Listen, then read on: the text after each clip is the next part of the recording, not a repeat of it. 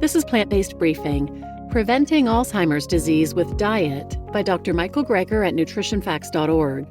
And I'm your host, Marian Erickson, and this is the curated content Plant-Based podcast, where I get permission and narrate a variety of articles on plant-based, vegan, compassionate, and eco-friendly living in about 10 minutes or less every weekday. And nutritionfacts.org is one of the contributors I have permission to read from. Dr. Michael Greger founded this nonprofit. He's a physician, a New York Times bestselling author, internationally recognized speaker on nutrition, food safety, and public health issues. And he founded nutritionfacts.org as a non-commercial, science-based public service to provide free updates on the latest in nutrition research via bite-sized videos and blogs. It's essentially the go-to place for nutrition information. He summarizes the latest in peer-reviewed nutrition and health research, and there are no conflicts of interest, no ads, no corporate sponsorships, and 100% of all the proceeds he has ever received from his books, DVDs, and speaking engagements have always and will always be donated to charity. So he's not trying to sell you supplements, he's got no skin in the game. He draws a salary for what he does, but he is not influenced by sponsorships or selling of any products or things like that. So now let's get to today's plant-based briefing. Preventing Alzheimer's Disease with Diet by Dr. Michael Greger at nutritionfacts.org. What evidence is there that our meat-sweet diets play a cause and effect role in dementia? What is behind the dramatic increase in dementia in Japan over recent decades? As you can see at the start of my video, How to Prevent Alzheimer's with Diet, linked here, rates have climbed significantly. Is it due to rising obesity rates or increases in cholesterol, saturated fat, and iron from increases in animal products and meat supply for Japan?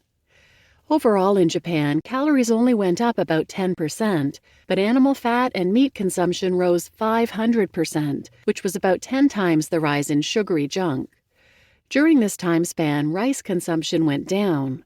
Was white rice protective in some way, so the decrease in intake is to blame?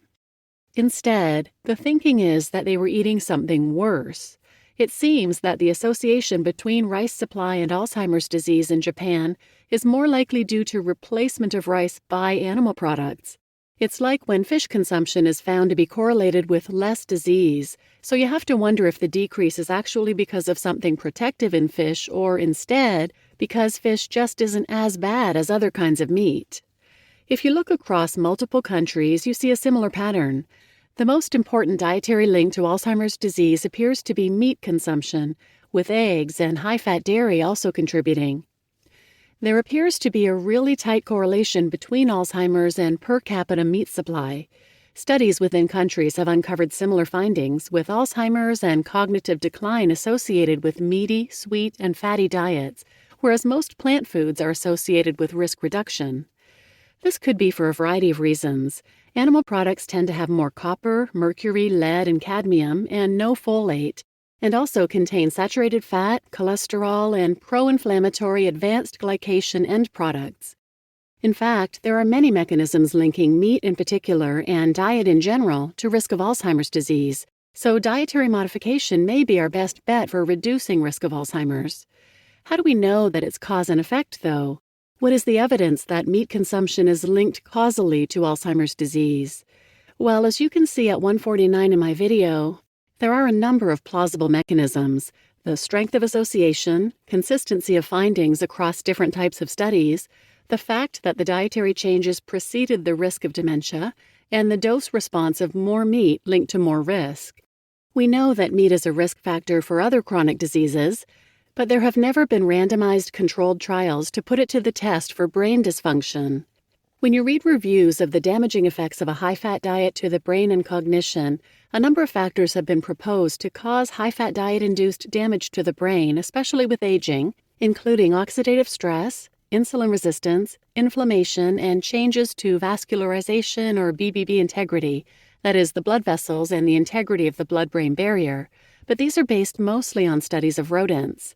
Yes, based on MRI techniques, high-fat diets have been shown to cause energy dysfunction in the brains of rats. What about human brains? At 246 in my video, you can see two sets of human cerebral arteries, the arteries deep inside the skull, on autopsy of non-demented elderly individuals compared to Alzheimer's patients. As you can see, the cerebral arteries of people with Alzheimer's are so clogged with atherosclerosic plaque packed with fat and cholesterol that they're nearly completely shut. With CT scans, you can follow the intracranial artery stenosis, that is, the clogging of the brain arteries, over time and observe the progression from mild cognitive impairment to Alzheimer's disease.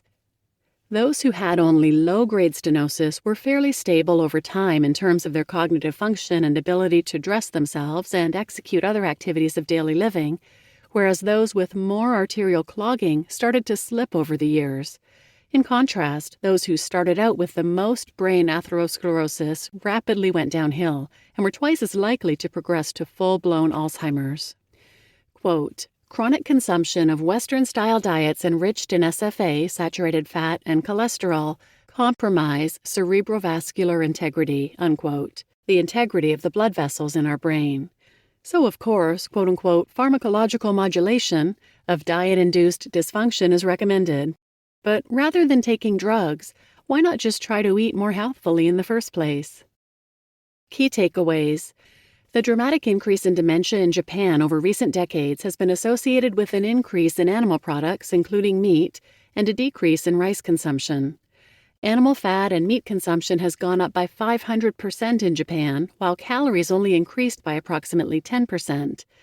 Across countries, intake of meat, especially, as well as eggs and high-fat dairy, appears to be the most important dietary link to Alzheimer's disease. Alzheimer's and cognitive decline have been associated with diets heavy in meat, sweets, and fat, while most plant foods are associated with reduced risk. Many factors have been proposed as the cause of high-fat diet-induced damage to the brain, particularly with aging, including inflammation and changes to blood vessels and the integrity of the blood-brain barrier. On autopsy, the cerebral arteries of Alzheimer's patients are so clogged with atherosclerotic plaque packed with cholesterol and fat that they are nearly closed, and the standard American diet, rich in saturated fat, cholesterol, and animal products, has been shown to compromise the integrity of blood vessels in the brain. You just listened to Preventing Alzheimer's Disease with Diet by Dr. Michael Greger at nutritionfacts.org, and I'm your host, Marian Erickson. And this is another great example of how a whole food plant-based diet is so important for your health. As always, I put a link to the original post in the show notes, and I would recommend checking that link out because he does link to his video, and at 246 in the video is where he shows the two sets of human cerebral arteries. The first set is, a normal, healthy, non-demented person. And then when it shows the second set, I literally said, "Whoa," out loud, because the difference is astonishing. So please check that out, and please share this episode with anyone who might benefit, and thanks for listening.